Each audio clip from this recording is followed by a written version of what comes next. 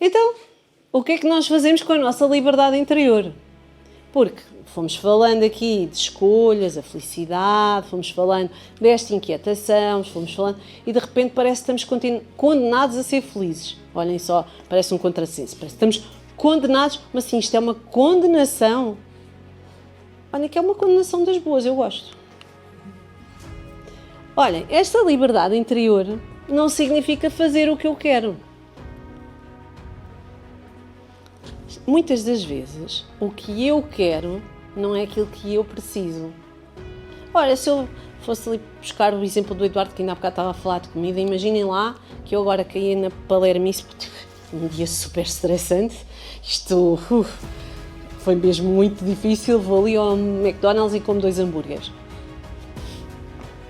Eu que até não posso comer pão e não posso comer uma série de coisas, imaginem só que eu vou fazer aquilo que eu quero. Essa não é a minha liberdade interior. A minha liberdade interior não passa por fazer só o que eu quero. Porque senão, olhem, senão não parávamos no vermelho, senão agora só porque me aborreci vou dizer 2 ou 3 asneiras, senão não respeito o próximo, senão... Liberdade interior não é só isso. Não tem só a ver com vontade. Tem a ver com escolher quem quer ser. Imaginem, não sei se está aqui muita gente que sofreu de bullying, eu sofri. Aliás, acho que é mais ou menos um rito de passagem, não é? Acho que mais ou menos quase todos nós aqui tivemos nem que tenha sido só um dia ou 2, assim, um bullyingzinho. Se eu me deixar caracterizar, quando eu tenho crianças ou jovens vítimas de bullying, eu costumo dizer, depois de eu saber qual é que é a causa, eu costumo perguntar, a sério, faço dramatismo um bocadinho, a sério, e chamam-te isso, que mau, e tu és mesmo isso? Eles ficam furiosos, porque, então, mas eu vou à psicóloga, para a psicóloga me puxar para cima e ela está-me a perguntar se eu sou mesmo aquilo. E obviamente ficam assim um bocadinho mais irritados, provoco-os, não sou isso. Então, tu sabes que não és isso? Sei, então, como é que te estás a deixar definir por isso? Porquê é que te estás a deixar tratar dessa maneira? Uma coisa é a liberdade do outro, outra coisa é aquilo que eu faço com a minha própria liberdade. O que o outro me faz a mim diz mais sobre ele do que diz sobre mim. Não é? Portanto, o bullying, ok, sim, malta, eu sofri de bullying, eu sei.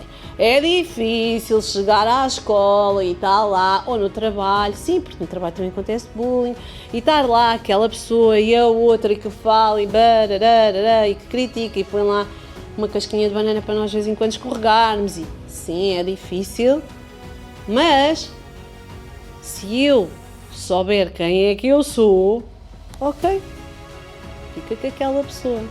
Eu tenho liberdade interior para fazer uma escolha e decidir, eu não vou correr aquele caminho, não é esse papel que eu vou vestir, não vou vestir a camisola da vítima, não vou... Olhem, o Viktor Frankl era um logoterapeuta, a logoterapia é uma das áreas da psicologia.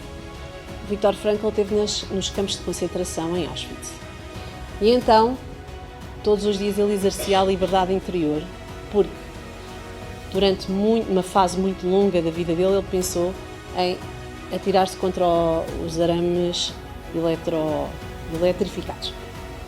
E então, era a escolha dele, todos os dias ele fazia este exercício. Eu hoje vou descobrir uma razão para só hoje não me lançar contra o arame eletrificado. Só hoje eu vou descobrir uma razão. Era uma plantinha amarela, era porque viu uma criança e a criança sorriu, foi porque deu parte do pão. Todos os dias ele pensou sobre uma razão para não se atirar ao arame eletrificado. Era liberdade interior. Ok, vocês, depois, se nós pensarmos nos exemplos bíblicos que temos, não é? Jesus diz, não me vão tirar a minha vida, sou eu que a dou. Liberdade interior, bullying. Não, está ok. Tu, até a liberdade que tu tens até mim não é a mesma que eu tenho. A tua liberdade vem até mim, mas é a minha escolha manter-me ou não aí. Portanto, vamos escolher quem eu quero ser. Ninguém pode tirar a nossa liberdade interior. Ninguém. Inclusive no campo de concentração, lá no Viktor Frankl, inclusive no momento em que nós estamos a ser vítimas de bullying, no momento em que nós estamos privados ou não podemos mostrar quem realmente somos, a nossa liberdade interior, aquilo que nós temos mais dentro de nós, mais íntimo, é nosso. Ninguém a pode tirar.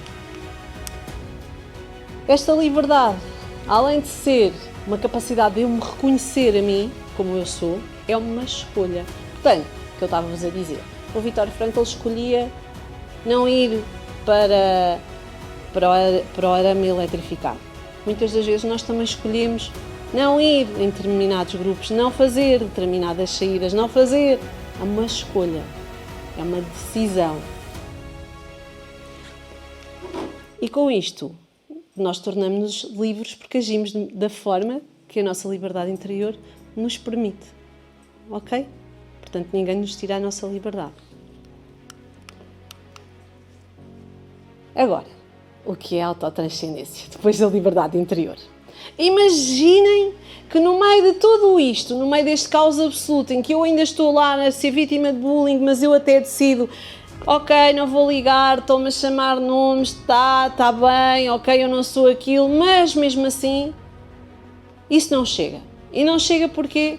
Porque eu estou a ficar triste, porque eu estou a descarregar nos outros, porque eu chego a casa e eu sou uma má mãe, porque eu sou uma má profissional, porque o que é preciso da minha parte? Autotranscendência. O que é a autotranscendência?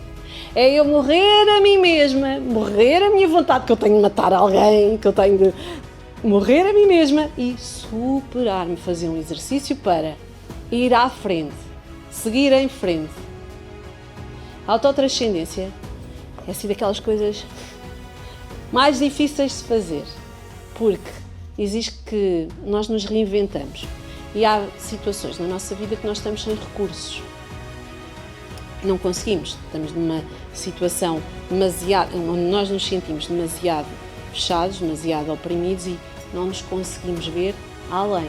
Portanto, a autotranscendência é efetivamente muito difícil, que torna-se mais fácil se nós constantemente olharmos para dentro e nos formos posicionando e percebendo como é que nos estamos a posicionar em determinadas situações. Devemos de praticar a autotranscendência com as outras pessoas, imitando outras pessoas, vendo as pessoas que estão a passar situações parecidas ou similares às nossas e perceber quais são as estratégias que elas utilizam. Não é? A nossa tendência também é, parece que a vida dos outros todos flui, é super fácil e é só a nossa que é difícil. A deles é sempre muito melhor que a nossa, não é? Custa-nos olhar para os pares que têm vidas assim, com dificuldades, como qualquer um de nós tem. Nós normalmente olhamos só para o que está de positivo. Porquê é que nós não vamos a Deus mais vezes? Porquê é que a transcendência não está em Deus? Expliquem-me lá. Porquê? Porquê é que nós tantas vezes tentamos elevar e insistimos em levar o barco todos sozinhos? Ai, que a minha vida está tão mal, isto está tão difícil, ai, que eu não consigo, e agora é que é, e agora não sei como resolver este problema, e depois parece que é tão difícil vir.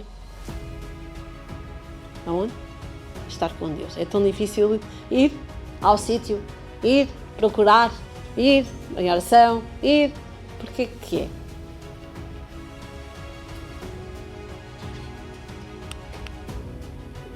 Diga. Então, imagine, eu hoje dizia-lhe, olha Eduardo, preciso que o Eduardo comece a fazer todos os dias 5 pratos de sopa. E o Eduardo vai-me dizer, mas eu nem sei cozinhar, não consigo. E eu vou-lhe dizer, Eduardo, então mas tem mesmo que ser, porque então eu preciso de 5 pratos de sopa. Ok, está bem, então eu vou ver lá para o 24 Kitchen, vou ao YouTube, vou ver, eu vou conseguir, eu vou transcender.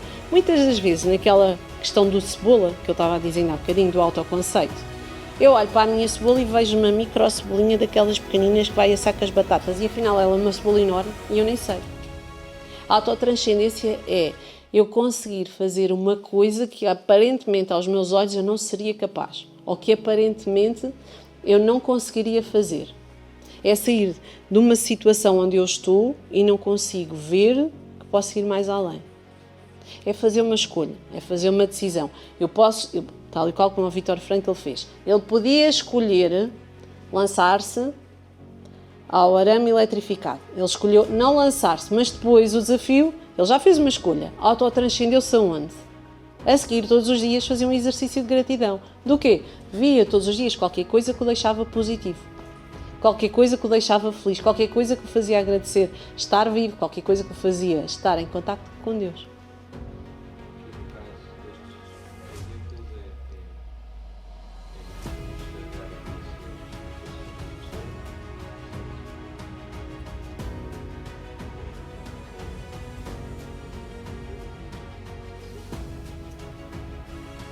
Descarregar, imagina, eu estou super irritada, vou chegar a casa e vou descarregar a minha frustração. Se eu seguir essa cadeia de raciocínio, não é? Estou irritada, vou chegar a casa, vou descarregar a minha frustração, preciso de... E depois a seguir vou pensar, ok, mas se eu chegar a casa e for descarregar a minha frustração, a seguir vou ficar duplamente frustrada, porque eu já ia frustrada e frustrei os outros. Então, onde é que é a minha autotranscendência? É na oferta, ok, porque é aí que nós fazemos o exercício de liberdade. É a minha liberdade interior. Ok, eu estou frustrada, mas eu vou me permitir sentir frustrada e eu escolho. Esta frustração é minha. Eu vou viver a minha frustração. Eu posso fazer diário, eu posso escrever um diário, eu posso ir fazer exercício físico, mas aquela frustração é minha. A minha liberdade permite-me eu tomar a decisão de não vou partilhar a minha frustração com ninguém, porque depois vou me sentir duplamente frustrada e, na verdade, a frustração ficou lá na mesma. Enquanto que, se eu pensar, eu posso escolher seguir em frente, aquela frustração já não me limita. Porquê? Porque eu já segui em frente. Ok, aquele amigo ali, eu sei que eu vou ao bar e ele vai gozar comigo, na situação do bullying. Mas eu vou ao bar na mesma porque eu quero ir ao bar. Eu vou ser gozada, mas eu vou ao bar. Quando eu sair do bar, eu fui ao bar. Eu consegui ir ao bar. A sensação vai ser, empoderamento. Eu consegui, eu ultrapassei.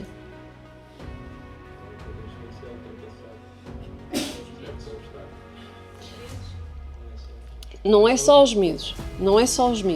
Pensem, a autotranscendência tem a ver com liberdade interior. Tem a ver com eu decido em determinadas situações da minha vida que eu não me vou limitar por seguir um determinado padrão, um determinado comportamento, eu vou além. Por exemplo, estou com sono, não me apetece rezar o terço, agora vou para a oração, não me apetece rezar o terço, mas e que chatice, e agora não, ok, então vou fazer uma caminhada e aproveito e rezo o terço enquanto vou caminhar. Sabem, quando nós chegamos a casa, a sensação é, consegui. Nunca experimentaram algo onde tenham sentido que desta vez eu transcendi-me, desta vez eu fui além. Eu não fiquei ali naquela... Olha, nós estamos ali 2 horas, ali agarradas ao Insta, e mexemos e estamos chega, já foi tempo a mais. E depois nós acabamos por nos sentir bem connosco próprios porque cortámos com algo que não queríamos continuar a fazer, mas parece que não tínhamos força anímica para sair dessa situação. É a liberdade interior. Sou eu que decido, eu quero seguir em frente. Eu vou seguir e vou fazer melhor. E vou escolher para ir melhor. Ok? Muitas das vezes, claro, se vocês colocarem isto na vida espiritual, que eu espero que coloquem, muitas vezes nós temos que pedir essa força para conseguir dar o passo em frente. Okay? Esta questão da autotranscendência muitas das vezes também tem aqui... que é para não dizer sempre, mas tem muita relação com Deus, que é, olha Senhor, tu dá-me força porque eu sozinha não vou conseguir. Eu quero, mas olha que eu assim sozinha não vou conseguir. Só que esta autotranscendência faz-me sair daquela situação onde eu tiro muitas capas da minha cebola e destruo completamente a minha autoestima, porque eu passo a ver-me exatamente da forma que aquela situação limitadora era. E eu passo a achar que eu sou realmente só aquilo.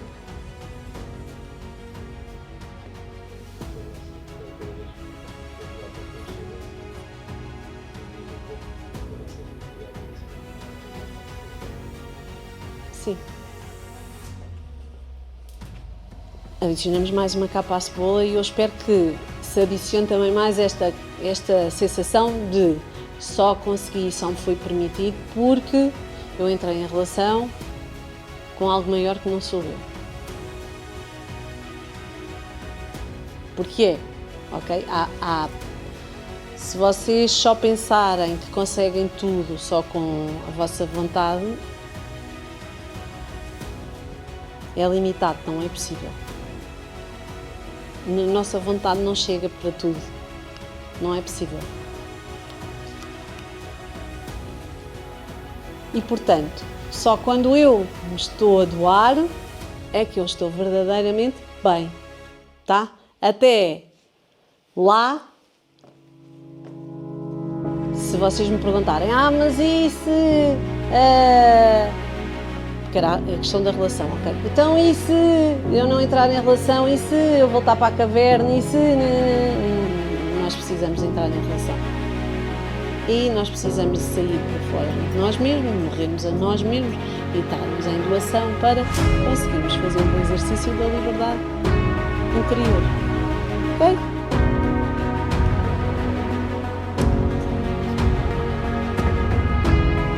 Gosto. Então, no meio disto tudo, Deus tem um plano para cada um de nós. E é muito bom saber que nós fomos chamados pelo nosso nome, por Ele. Ainda antes de nós todos qualquer um aqui ter nascido, já fomos pensados, amados, sonhados, e Deus tem um plano para cada um de nós. E o que é que nós fazemos com esse plano? Muitas das vezes estragamos tudo.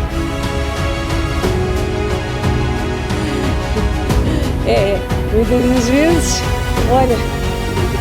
E vocês acreditam que Deus tem um plano para cada um de vocês ou não?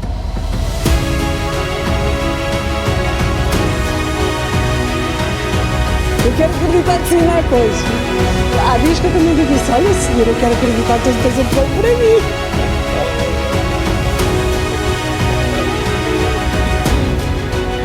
Olha, quando nós não vemos, também não é mau. Se nós estivermos no plano, está tudo certo. O problema é se nós nos afastamos. Também não é a garantia que nós temos que ver. É a garantia que nós temos que ver. Então, se Deus tem um plano para cada um de nós, que plano é que será este?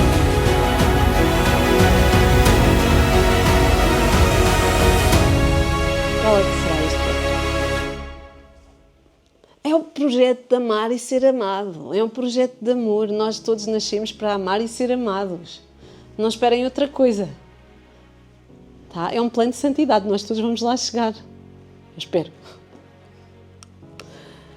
Então, este desejo infinito de felicidade, este desejo profundo, é um chamado constante que nós temos na nossa vida. Este caminho interior e esta inquietação santa que dizia ainda há bocadinho o Padre Luigi, que é esta coisa do carimbo, não é? Este dom de Deus, que Ele nos deixou aqui, fez o imprint, como diz o Padre Luigi, que Ele deixou em nós e que nos dá vontade de querer estar sempre com Ele. Agora que sabemos, já sabemos, não é? Que há aqui uma insatisfação crónica e essa insatisfação crónica não é uma insatisfação, é uma vontade de estar com Deus. Isto tudo é circular. Existe um desejo profundo, existe um caminho interior que nós temos que fazer, existe uma inquietação santa. Mas tudo isto para quê? Para cumprir o quê? Um plano que Deus tem guardado para cada um de nós. E agora, vou-vos provocar aqui um bocadinho. Então, se Deus tem um plano para cada um de nós, tem um chamado constante para cada um de nós, Jesus também por cada um de nós, então, qual é a vossa vocação?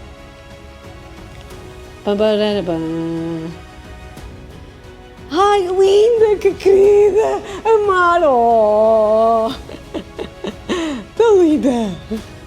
Muito bem, pronto, temos a arrumar. Dar a vida por alguém. Então, diga, criar.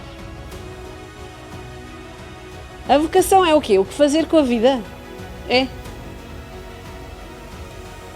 Por acaso estava à espera que vocês ficassem assustados com a palavra vocação, porque eu acho que os jovens, quando ouvem a palavra vocação, pensam assim, ainda para mais neste contexto onde nós estamos agora, pronto, já está. Agora quero que a gente todos vão para... Olha, Margarida Rios. Quer que a gente vá para freiras e para padres, agora começou! Não queremos isso. Não, eu não quero. Se Deus quiser, isso é com Ele. Eu não tenho que querer. Isso é uma coisa de cada um. Mas a palavra vocação assusta? Não?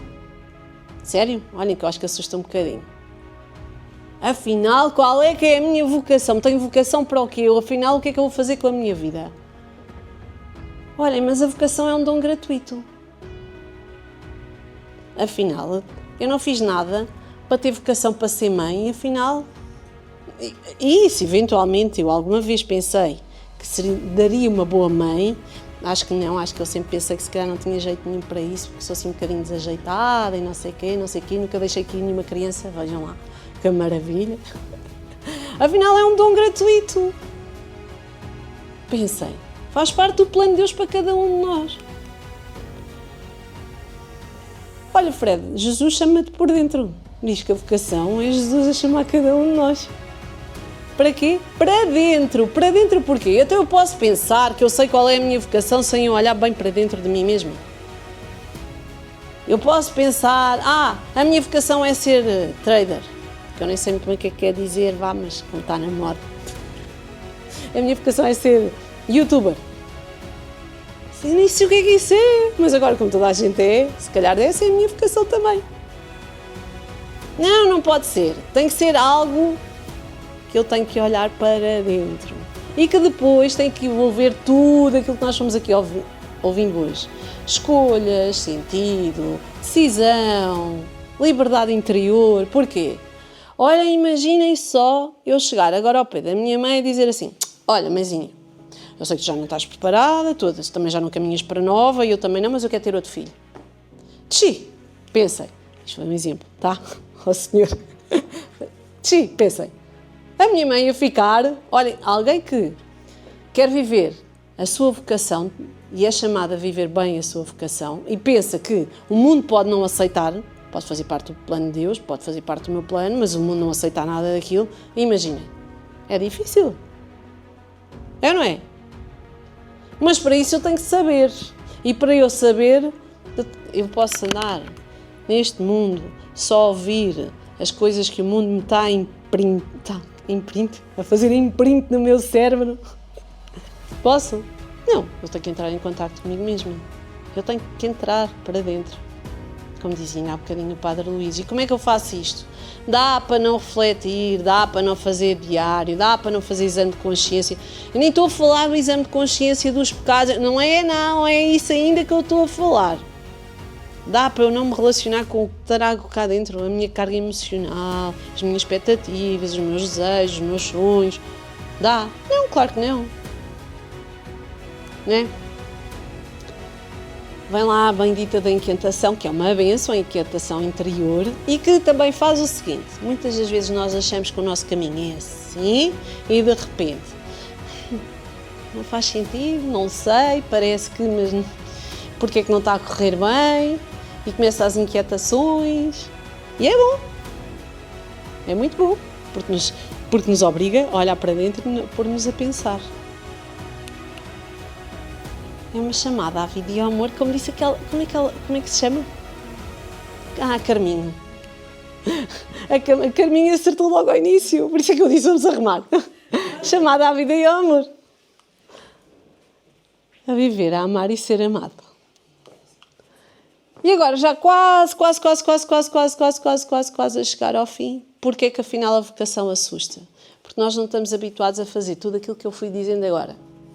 Não estamos habituados a olhar para nós com consciência, não estamos habituados a pensar no nosso reconhecimento, não estamos habituados a pensar, ou melhor, continuamos numa procura errada.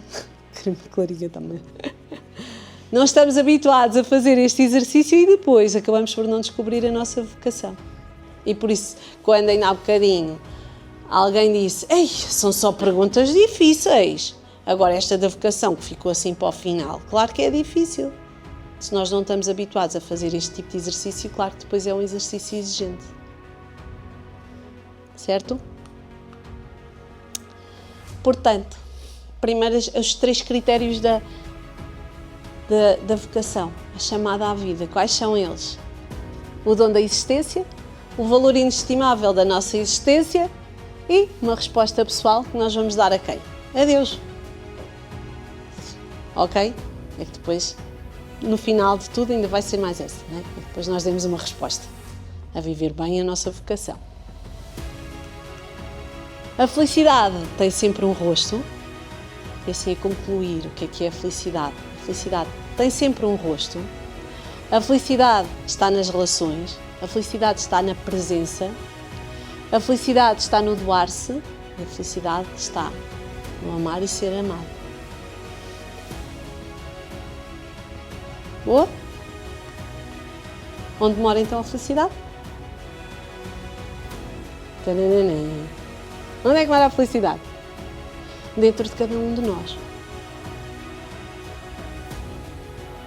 Ok? Onde mora a felicidade? Dentro de cada um de nós. E, sobretudo, no encontro com aquele que nos criou.